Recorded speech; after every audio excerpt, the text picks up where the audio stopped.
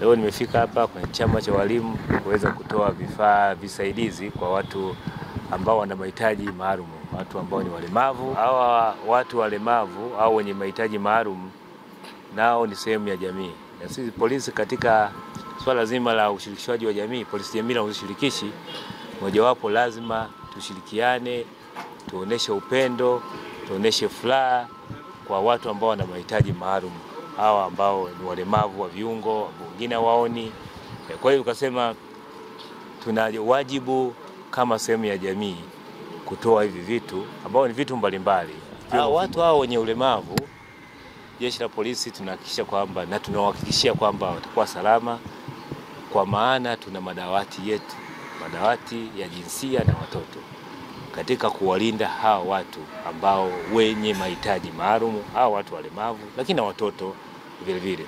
Kwa hiyo madawati yetu, kupitia madawati yetu tumeweka mkakati wa kuwa tunawatembelea kwanza kwenye vituo hivi ambavyo kwenye shule hizi maalum, lakini kwenye vituo maalum ambavyo hawa watoto wenye mahitaji maalum, hawa watoto walemavu wanaishi au wanakuzwa. Kwa hiyo tukitembelea hivi vituo au maeneo, tutawapa elimu, lakini tutaangalia ni changamoto gani za kiusalama ambazo wanazo, ili kuhakikisha kwamba ulinzi wa watoto, ulinzi wa watu ambao wana mahitaji maalum unaimarishwa. Kwa hiyo ni watu ambao wanahitaji usimamizi wa karibu na jeshi la polisi, lakini na wadau wengine kwa ujumla, kwa sababu haya masuala ya ukatili wa kijinsia na watoto ni masuala mtambuka, yanahitaji ushirikiano wa dhati na wadau mbalimbali.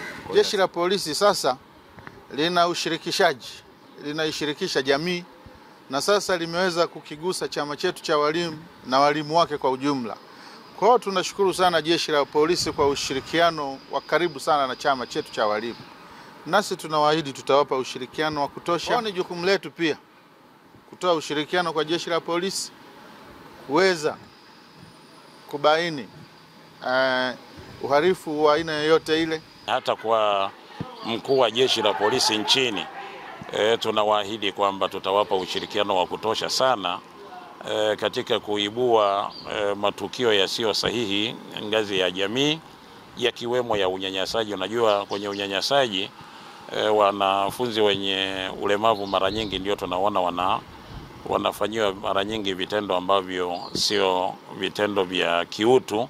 Mtumiaji anatakiwa ashike na kidole gumba kiwe mbele, na wakati wa kutembea lazima awe anapeleka kushoto na kulia. Lengo nini? Ili kama kuna obstacle yote mbele ataigusa. Akigusa anaanza kuhisi kwamba kuna kitu kiko mbele yake ambacho si salama. Pia tunayo mipira ambayo tunaita mipira chuchu.